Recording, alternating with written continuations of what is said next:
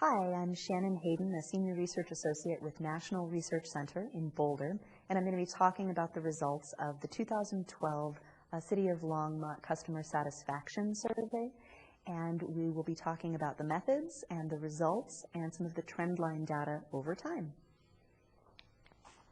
When you go to talk about using survey results, it's helpful sometimes to think about it as a cycle, where the start of the cycle is talking about preparing for conducting a survey, thinking about the questions that you want to ask and how you'd like to be able to use the results. The survey is conducted, and then the results are used to take action on findings that are important, either in terms of policies or service delivery or quality of life.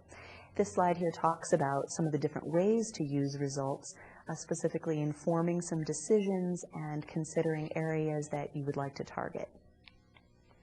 The survey methodology has been the same over many iterations of the survey, with variations sometimes in a given year, but broadly the results, particularly, the methods in recent years have been really identical. Choosing a random sample of 3,000 households selected from among the different wards, and then mailing out 3 contacts, a pre-notification postcard, as well as 2 mailings of the survey. That way we help to encourage the maximum participation from residents who otherwise might not respond if they only got a single opportunity. The response rate in 2012, these surveys were mailed toward the end of the year last year, starting in October, was 29%. Based on the profile of the respondents to the survey, we looked at the census and compared the two, who responded to the survey and who we know lives in the community, and then we reweighted the profile to look like the census profile of the community. The margin of error for the results overall is plus or minus 3 percentage points, and we also have comparisons in the report both to Longmont over time and to the national and Front Range averages. This first section of the slideshow and the presentation is about general kind of quality of life topics. This chart shows you that the quality of life ratings in Longmont have remained quite stable over time. The most recent survey years prior to this 80% excellent or good rating of overall quality of life in 2012 were 81% excellent or good in 2009 and 79% excellent or good in 2010. There are a number of other aspects of quality of life that are measured on the survey. These are the areas that are measured both in terms of higher ratings and lower ratings, but lower ratings are still generally positive. At least 25% of respondents were rating each of these areas as excellent or good on a scale that goes from excellent to good to fair to poor. Longmont as a place to shop was perhaps the least favorably rated area, and that was 25% rating it as excellent or good, all the way up through here, the top rated item, Longmont as a place to live, being rated as excellent or good by 84% of residents in 2012. Generally speaking, homeowners and older adults in the community felt more positively than some of the other residents about each of these different areas. You can see stars on the slide regarding Longmont as a place to raise children and Longmont as a place to retire, because these ratings were a bit more positive in 2012 than the most recent rating in 2010. Longmont as a place to raise children increased from 73% in 2010 to 79% excellent or good in 2012. And a place to retire rating went up from 58% to 63%. We ask residents on a scale that goes from very likely to very unlikely, well, how do they feel about their expectations to recommend living in Longmont to someone else who might ask, and what are their thoughts about remaining in Longmont for at least the next 5 years. And these ratings, as are shown here, have remained stable as compared with 2010. Very similar percentages in 2012, so that they were very likely or somewhat likely to remain in Longmont and to recommend Longmont to someone who might ask. These ratings are at least similar to the national and Front Range averages, and the remaining in Longmont estimation is higher than the national average that we do see. So residents have positive feelings about staying in Longmont. We'll talk a little bit about some of the different aspects of Longmont. We have a question on the survey where we ask residents to choose all of the characteristics that they like to describe their favorite aspects of living in Longmont. We have a list that they can choose from, and again, choose all that they like. 60% of residents identified the quality of life in a general kind of a way as being a reason that they like living in Longmont, something that is one of their favorite aspects. Being close to friends and family and the affordable cost of living, 51% each chose those two characteristics. The other characteristics or aspects listed here on this slide were chosen by at least 4 in 10 residents who chose to respond to the survey. Some of the least chosen reasons were shopping and downtown Longmont and dining opportunities, chosen by 15 to 26% of residents, but certainly still some residents feeling like those are among their favorite aspects of the community. We also asked about other kinds of measuring aspects of the community, where we gave folks a chance to rate each of a list of characteristics on a scale going from excellent to good to fair to poor. And we have some higher rated and some less positively rated dimensions, although again, even the less positively rated aspects were still identified by at least 2 in 10 as being excellent or good. The highest rated characteristic of the community, the availability of paths and walking trails, was identified by 83% of residents responding to the survey as being excellent or good. And that lowest rated, job opportunities, was the one being cited by just 21% as being excellent or good. Longmont is certainly not alone in job opportunities being a struggle in many communities, and it's certainly being an area that residents really everywhere would like to see improve. The availability of paths and walking trails is also noteworthy because it is statistically considered much above both national and front range averages for that kind of a characteristic. So certainly it's a driving reason for perhaps even moving to Longmont, or certainly satisfaction with being in the community. The next section of the slideshow is talking about sources of information, opportunities for engagement in the community. We ask a question about residents' sense of whether it's easy or difficult to get information about Longmont. The scale goes from very easy to very difficult. 90% of respondents to the survey chose that it was very or somewhat easy to obtain information about Longmont, and very few selected the option for thinking it was very difficult. Just 1 in 10 felt that it was, 1 in 100 felt that it was very difficult. 10% did say that they really didn't know about the ease or difficulty of getting information about the community. Among different kinds of sources of information, using a scale that goes from very frequently to very infrequently, we asked residents about how often they might use different kinds of sources of information. The 5 that are listed on this slide, word of mouth from friends and family, local newspaper, newsletter, the website, and the quarterly recreation brochure, those are the categories that were most commonly chosen as at least being somewhat infrequently or more frequently used. And so that makes word of mouth appear to be perhaps the top rated kind of source of information, with 84% saying that they somewhat infrequently, somewhat frequently, or very frequently use that source, when in fact if we look at the highest frequency category, meaning very frequently relying on a particular source, that would put the Daily Times Call at the top, with 36% saying they very frequently use this source. Even 13% very frequently use the website, which is an interesting observation about how much more commonly websites are being relied on for sources of information. There is another question on the survey that asks about participation in different kinds of activities, interest in different kinds of activities, using a scale that we've seen before, which is very or somewhat likely versus somewhat or very unlikely. And these are some different opportunities for participation in ways to interact with council in the community.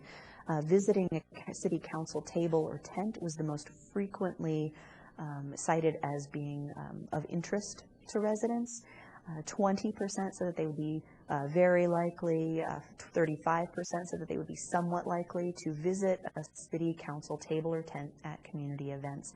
That 55% some of very or somewhat likely is basically identical to the 2010 survey. Of least interest is a coffee with council opportunity, with 14% saying that they would be very or somewhat likely.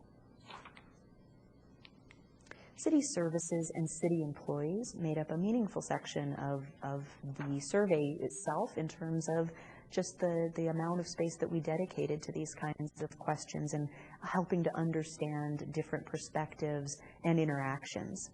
We do ask about a number of specific services as well as the overall quality of services. And as with another line graph that we've seen earlier in the slideshow, you can see quite a bit of stability in rating service quality over time. 89% identified the overall service quality as being positive. We did a little bit of a statistical test on this survey to see if the scale, if the response options mattered in terms of the evaluations. So the reason that this chart is labeled as the percent giving positive ratings rather than identifying the scale is that it's a mix of two scales. There's lots of detail on this in the report, and we'd be happy to talk with you about perhaps a recommendation moving forward. But this 89% rating as positive in 2012 is quite stable with the most recent years going backward of 85%, 83%, and 83%. When thinking about the reason for saying something positive or perhaps saying something critical about overall quality of services, we asked residents to explain to us what maybe accounted for that. The sense of good, timely, reliable service given by 42% of respondents was the reason for their positive perspectives. Among those who felt that ratings perhaps could be improved, they gave kind of general explanations in their own words on the survey about just feeling that the Longmont community perhaps could do better in terms of service provision. We have a long list of services on the survey, and among those that were highest rated, weekly trash pickup, firefighting and rescue services, and sewer services, you can see the stars again that mark those that improved over time. There were a total of 7 services that improved in 2012 over the most recent survey in 2010. Generally speaking, services tend to stay similar in terms of the ratings over time. So seeing a total of 7 services with statistically significant increases over time is certainly worth noting, even among the least positively rated services like timing of traffic signals, planning and code enforcement. Those are still service areas that got better over time. And as you might imagine, these are services that don't always get the strongest ratings in any community. And that's where benchmarks can be helpful, provided that they give you the context that you'd like to be able to refer to moving forward. We use a special kind of a statistical analysis. It's called key driver analysis. It's a multiple regression analysis that says, what if we take into account all of the services in one statistical model, where we look at all the ratings, excellent, good, fair, poor, of each individual service, and we see which combination of services perhaps best predicts from a statistical perspective or is most strongly associated with the overall quality of services. And this is a special kind of an analysis that's used commonly in business. The key drivers for Longmont are noted here. There are 7 services. One of them, code enforcement, did improve over time. In a way, these might give you a sense of sort of the profile of the community. When residents have in mind their overall assessment of the City of Longmont service provision, these might be the kinds of things that tend to come to mind for them. So even if they aren't able to sort of consciously make that link from a statistical perspective, it would appear that the degree to which their code enforcement ratings are sort of commonly associated with overall quality of services or emergency dispatch might be, this gives you a sense of where if there are areas that you might like to improve, these are the ones that might give you the most, we sometimes say sort of bang for your buck in improving overall quality of service perceptions. Moving on to the section about employee ratings, and we start with employee contact. How many residents reported some kind of contact with the community, with city employees in the most recent 2 years. And 46% reported having had contact in the last couple of years. The most commonly contacted services are noted here. There are 4 of them. They're probably the ones that you might expect because they're very visible kinds of services. And then we also wanted to know from city about the experience with city employees. Generally speaking, on a scale of excellent, good, fair, poor, how did you feel about these 5 different specific dimensions of the interaction as well as the overall impression? You can see very strong ratings here, at least 8 and 10, describing those interactions as excellent or good in these different kinds of ways, with an overall impression, 83% describing that the interaction was excellent or good, and many stars here, 4 different aspects of the evaluations out of 6 were improved over 2010.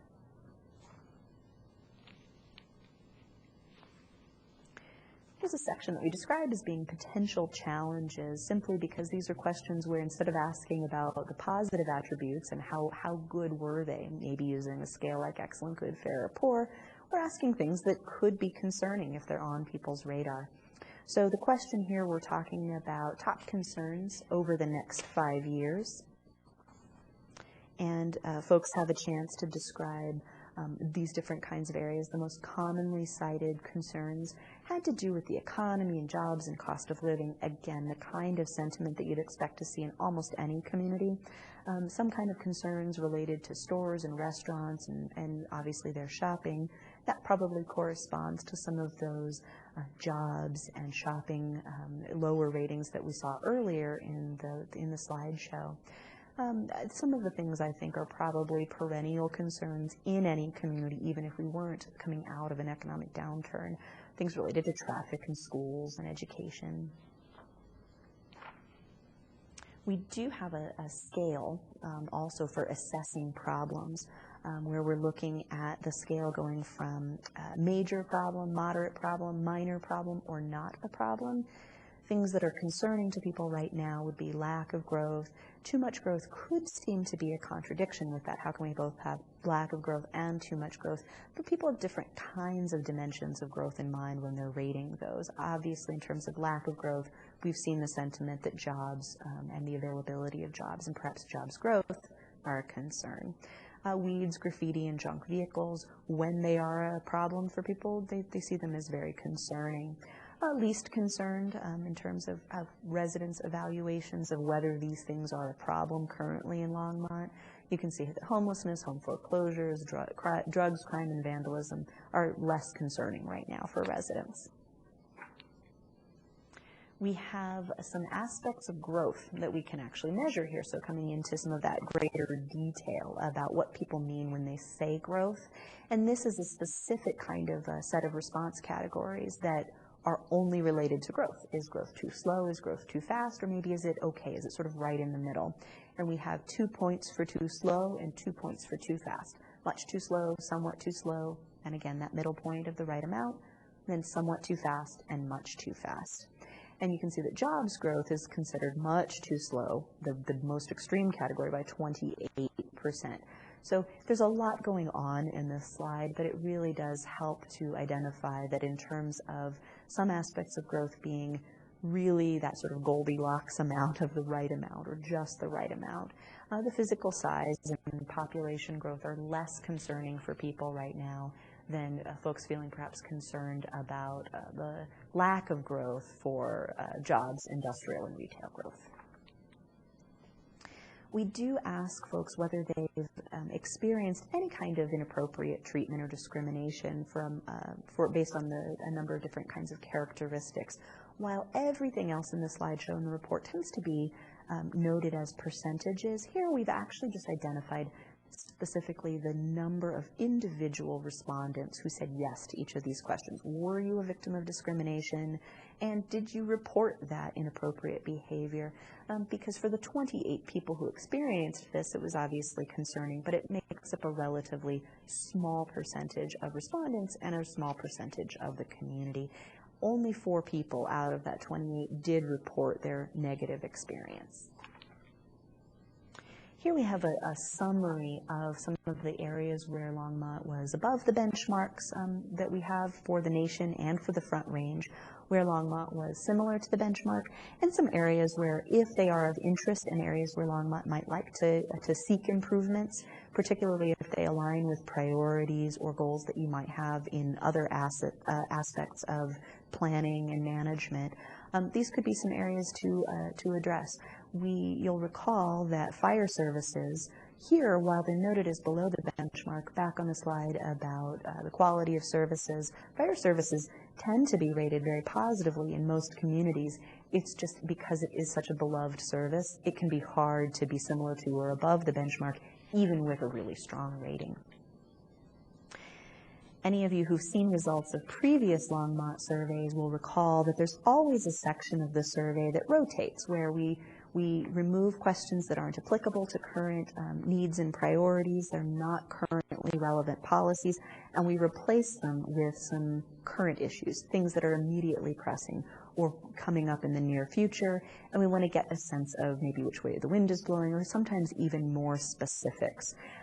Each of these slides has the exact question wording on it to help reference what the topic is. Here we're talking about potential redevelopment, and there's a scale that we use on all of these policy questions when we're trying to get a sense of whether residents are in favor or in opposition. We ask strongly support, somewhat oppose, and strongly oppose. And in thinking about providing financial assistance to new private sector investment, obviously there's quite a bit of strong support, as well as some somewhat support, and obviously the sum here of the 45 and the 37% in strong or somewhat support suggests that this is something that residents would be quite amenable to. Generally speaking, in some of the cross-tabulations that we did of this question, we saw that Ward 1 residents were most likely to support this idea, just a bit more likely than the other wards. And interestingly, some of the other characteristics that we compared, age, home ownership, race and ethnicity, residents tended to feel uniformly the same way about this topic. Parks repair and maintenance. We have a couple of slides here on parks topics, parks repair and maintenance here, and the next topic is park system funding. We have a lot of specifics in this question, including some proposed numbers in terms of the dollars that we could potentially increase, a utility bill fee that would go toward parks maintenance. We're asking here about, generally speaking, how important it is, from people's perspectives, to support or maybe even oppose additional funding for repair and maintenance. Most of the support that we see here is for these first couple of options, increasing for 5 years the fee from the current $1 per month to $3 per month, or perhaps having a dedicated sales tax increase to fund maintenance and repair.